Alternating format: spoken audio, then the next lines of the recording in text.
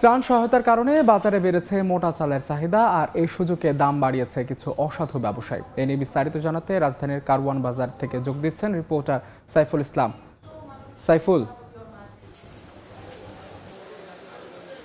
বন্যায় বানভাসী মানুষদের দুঃখ কষ্টর পরিস্থিতি কিন্তু আমরা বেশ কিছুদিন যাবৎ দেখছি। তবে যখন তারা তাদের ঘরে ফিরতে শুরু করেছে বেশ কয়েকটি জেলার মানুষ বা বেশ কয়েকটি অঞ্চলের মানুষ, তখন কিন্তু তাদের প্রয়োজন চাল, ডাল, তেল এই সমস্ত প্রয়োজন। তবে যেটি আমরা বেশি চাহিদার প্রয়োজন সেটি কিন্তু চাল। আমরা দেখেছি যে মোটা চাল, যেটি কিন্তু একবারে কম দামের চাল যেটি বলা যায়, যেটি হচ্ছে একবারে মোটা, অনেকেই অনেক সময় খায় না। কিন্তু এই ত্রাণ সাহায্য দেওয়ার জন্য কিন্তু এই মোটা চালটার যখন গ্রহণযোগ্যতা বা চাহিদা বেড়েছে, তখন কিন্তু এই সুযোগটা কাজে লাগাচ্ছে কোনো ব্যবসায়ী, সিন্ডিকেট বা আমরা এক কথা যেটি বলতে পারে যে অসাধু চক্র। কেননা হচ্ছে যে বানভাসী মানুষদের জন্য যখন 1 কেজি মোটা চাল প্রয়োজন, এই চালের দাম ছিল গত 1 মাস যদি বা 2 মাস আগেরও হিসাব করে আমরা প্রায় 42 থেকে 44 টাকা, যেটি 1 মাস আগে ছিল 46 টাকা, সেটিরও কেজি কিন্তু এখন গুনতে হচ্ছে 50 থেকে 51 টাকা পর্যন্ত। আসলে এটা কতটুকু যৌক্তিক যে দুঃখ কষ্ট মানুষের লাঘবের জন্য এই পরিস্থিতিতে এসে 1 কেজি চাল যে মানুষটার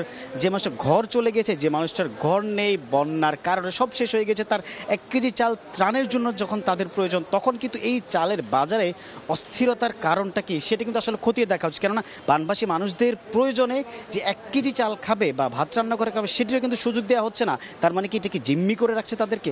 আর অন্য দিক থেকে আরও বলা যায় শুধুমাত্র যে মোটা চালের দাম বাড়িয়েছেন তা কিন্তু না, দাম কিন্তু বাড়ানো হয়েছে প্রায় অন্যান্য চালেরও। পাইজাম, বিয়ার 28 থেকে শুরু করে মিনিকেট এবং নাজির চালের দামও। তবে আমরা যে চালের বাজার ছেড়ে অন্যদিকে একটু যাই, সেটি কিন্তু পরিস্থিতি কিন্তু আবার বেড়ে যাচ্ছে বলা যায়। মুরগির বাজারে কিন্তু দামের অস্বস্তি পাচ্ছে কেজিতে প্রায় 1 সপ্তাহের ব্যবধানে 10 টাকা ব্যাগ 70 ঠেকেছে। এর পাশাপাশি সবজির বাজারে আমরা দেখেছি কিন্তু সরবরাহ কমের অজুহাতে কিন্তু সেটিরও দাম বাড়ছে। আসলে সব কিছু বলা যায় যে এই যে রাজধানীর কারওয়ান বাজার ঘুরে দেখলাম, কিন্তু আসলে দিন দিন মানুষের কিন্তু অস্বস্তির জায়গাটা যে বাজার কেন্দ্রিক সেটি কিন্তু বাড়ছে।